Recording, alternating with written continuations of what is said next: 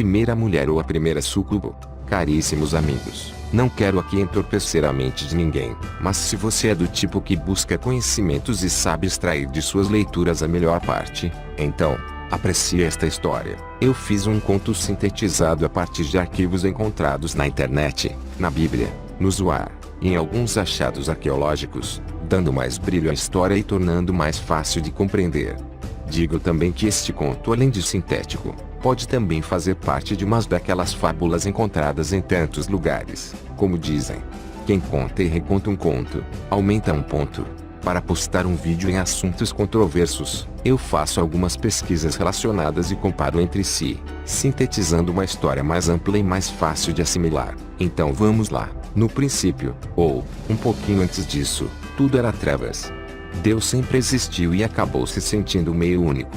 Sentindo-se sozinho, ele resolve então criar 4 seres poderosíssimos, os arcanjos, Miguel, Samael, Rafael e Gabriel, todos igualmente sábios, belos e amados pelo seu Criador, o Eterno. Durante os 6 dias da criação, Deus criou tudo, ou, quase tudo, mas ele sentia que ainda faltava alguma coisa, algo muito importante para a manutenção da terra e de tudo que ele havia criado. Nesse momento, no finalzinho da criação, ele resolveu criar os seres humanos, o homem e a mulher. Então, Deus criou o homem e a mulher. Gênesis 1, 27. A mulher tinha cabelos longos e negros que desciam até a cintura, olhos negros como a noite, sua pele era alva como o luar, e receberam seus nomes, Adão e Lilith. E então, enquanto o tempo se passava, o casal no jardim do Éden, juntos, seguiam em meio a tantas maravilhas. Mas não se engane, as coisas pareciam não estarem muito boas por lá. Começaram a surgir algumas discordâncias entre os dois, já que Adão queria ser sempre o chefão, o mandão, e Lilith não estava nada contente com isso. Até que, a coisa toda da harmonia cai por terra. Lilith reclama com Adão porque ele quer mandar em tudo e quer sempre levar vantagens. O maior questionamento de Lilith é que na conjunção carnal, ela tinha que se submeter, ficando sempre por baixo. E ela queria liberdade de escolha, já que ambos eram feitos do mesmo produto, o barro. Começa então, uma suave discussão entre o casal. Ele responde para ela que essa era a decisão do Criador. Como Adão não se dá por vencido, e os dois não chegam a um acordo, Lilith amaldiçoa o Criador e mais tarde então, ela resolve desaparecer do jardim do Éden, deixando Adão solitário. E quando Adão, ao perceber que havia perdido sua companheira, se desespera a cada dia e cai em prantos, e faz longas orações pedindo ao Pai que traga Lilith de volta. Deus então, ouvindo as súplicas de Adão, manda 3 de seus anjos à procura de Lilith. Os anjos a encontram à beira do Mar Vermelho e tenta convencê-la a voltar, mas ela se recusa. Então Deus a condena a perder 100 de seus filhos a cada dia. Desde então Lilith passou a perseguir todos os recém-nascidos como vingança ao Criador, sendo temida como o demônio que matava as crianças. E para proteger os recém-nascidos seria preciso pôr junto às crianças amuletos com os nomes dos 3 anjos. Deus, vendo que Adão não teria sua companheira de volta, resolve induzir Adão em um profundo sono, e de sua costela cria outra mulher, muito bela. Ao acordar, Adão vê sua nova companheira e a chama de Eva. Enquanto isso, Lilith, que havia abandonado o Adão e o Éden, também se vê muito solitária, mas em sua mente começa a crescer um projeto de vingança que aos poucos iam superando sua solidão. Diante do calor escaldante e muito magoada, estando à beira da loucura, ela aproxima-se do Mar Vermelho e resolve se banhar para relaxar um pouco. Foi quando ela ouve uma suave voz vindo de algum lugar próximo. O que será que uma obra do Criador faz longe de casa? Por acaso a linda jovem se perdeu e errou o caminho do Éden? Ela então, assustada, olha para a margem e vê um homem muito bonito sentado, e pergunta: "Quem é você?" "Meu nome é Samael", responde ele, estendendo a mão para ela ao sair do lago. "Por que está tão longe do jardim do Éden?" "Eu amaldiçoei o Criador e abandonei o Éden, e agora não desejo voltar à submissão do homem", responde ela segurando a mão de Samael. "Eu também estou aqui porque não concordei com as ordens do Criador", diz ele. "E agora o que você pretende fazer?" "Pretendo vingar-me", responde ela. Para incrementar ainda mais o sentimento de ódio e vingança de Lilith, Samael fala que ela já havia sido substituída por outra mulher. Então diz Samael: "Temos os mesmos sentimentos de vingança. Podemos então nos unir contra o Criador e destruir sua criatura." E assim, ambos seguiram para o reino das profundezas das trevas. Samael, o arcanjo que já havia se rebelado e tendo sido expulso do reino celeste para a terra, acaba recebendo Lilith com entusiasmo em seu reino de anjos caídos. E com isso, seu desejo de vingança aliado aos de Samael se torna ainda maior. Com o passar dos tempos, Lilith foi ficando mais astuta e sedutora, e seu ódio e desejo de vingança crescia cada vez mais. Até que Samael declara a brilhante ideia de induzir Eva a cometer o erro que os levaria à expulsão do Éden. Essa ideia foi posta em prática. Samael induz a mulher ao erro e Lilith tenta Adão em seus sonhos, incitando-o a cometer adultério. Isso acaba dando certo e a criação foi enganada, sendo destruída toda a linhagem dos seres humanos até os dias de hoje. Então, de acordo com a história, Lilith é um demônio de hábitos noturno, e sua maior atividade seria maltratar as crianças causando-lhes dor e morte e induzir os adultos ao adultério como forma de vingança. Bom, agora vamos deixar um pouquinho o brilhantismo da história e vamos evidenciar os fatos, a verdade desse conto. A primeira menção do nome de Lilith aparece em Gilgamesh Euluputre, um poema épico sumério encontrado em um tablete em Ur, que data de cerca de 2000 a.C. O poderoso governante Gilgamesh é o primeiro herói literário do mundo. Ele corajosamente mata monstros e vaidosamente elabora pesquisas em busca do segredo para a vida eterna. Na década de 1930, os estudiosos identificaram o demônio babilônico como sendo Lilith. Hoje, é geralmente identificada como a deusa do amor e da guerra, conhecida como Inanna para os sumérios, e Ishtar para os acádios posteriores. Esses personagens estão em destaque no poema de Gilgamesh Euluputre, uma placa de argila dos tempos da epopeia de Gilgamesh, conhecida como Relief Dornei, retrata a primeira representação pictórica conhecida de Lilith.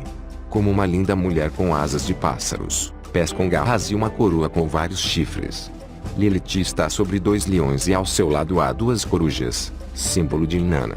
De acordo com as tradições mesopotâmicas, Lilith voa na noite, seduzindo homens e matando mulheres grávidas e bebês. A palavra Lilith aparece uma única vez na Bíblia, em Isaías 34, 14 a 15, e mesmo assim, na maioria das Bíblias estão mascaradas com outros nomes, como por exemplo, criatura noturna, animais noturnos, fantasmas, demônios noturnos, entre muitas outras formas de se evitar seu nome verdadeiro que seria Lilith.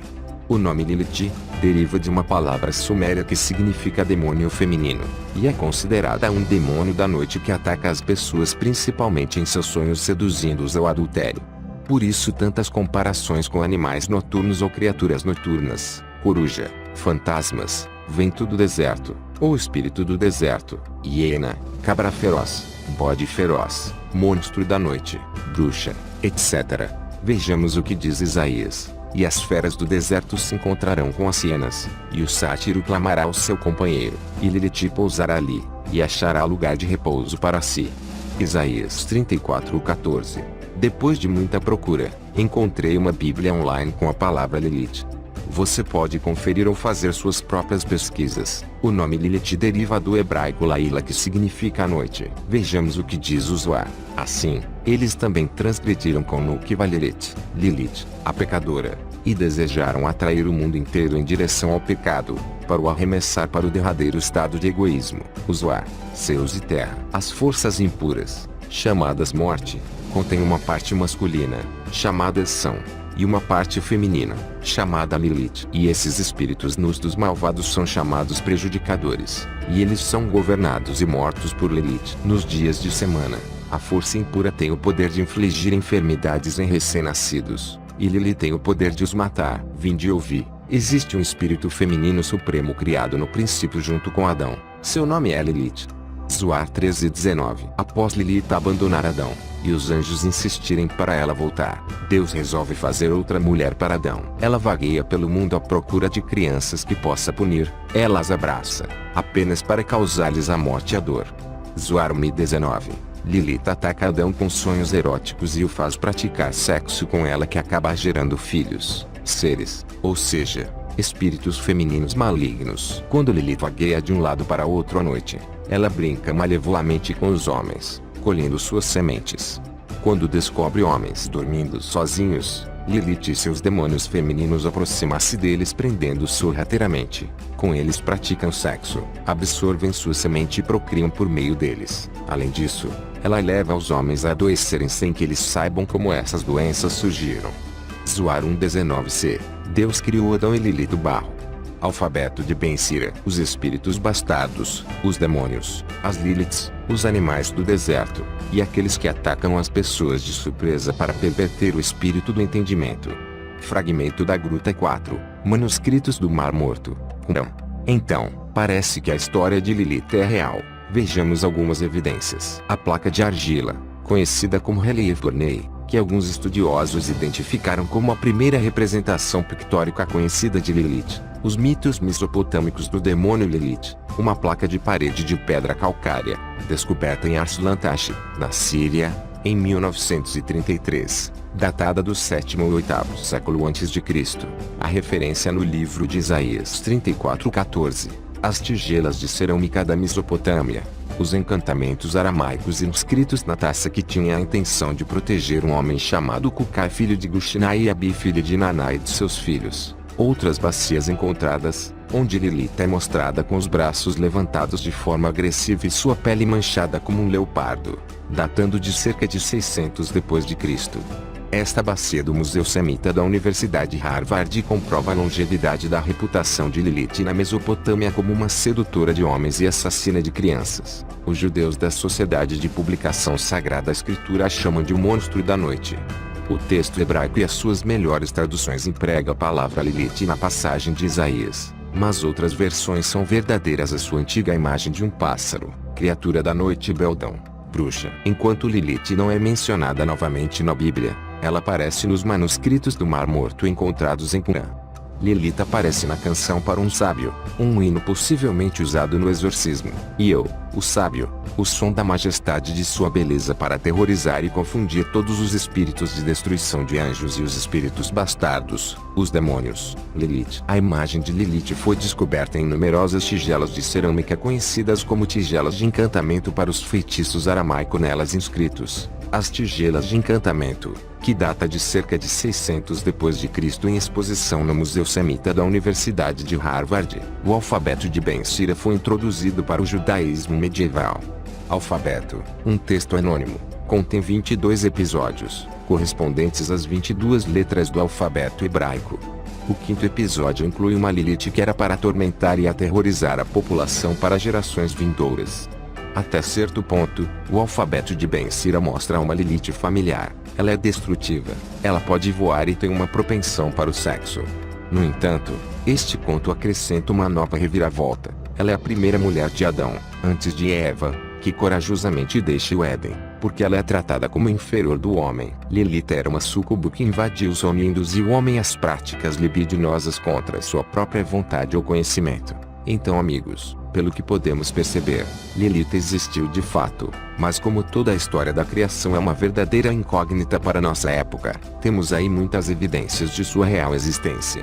A maioria dessas evidências retrata Lilith como uma súcubo, um demônio feminino que está sempre atormentando as crianças e o sono dos adultos. Naquela época as mães colocavam amuletos com os nomes dos 3 anjos que o Criador mandou buscar Lilith. Isso protegia as crianças e faria com que ela não atormentasse os adultos em seus sonhos, induzindo a um êxtase de prazeres para colher sua semente. Se você acha que está sendo atormentado em sonhos eróticos, acredite, a Lilith já te pegou.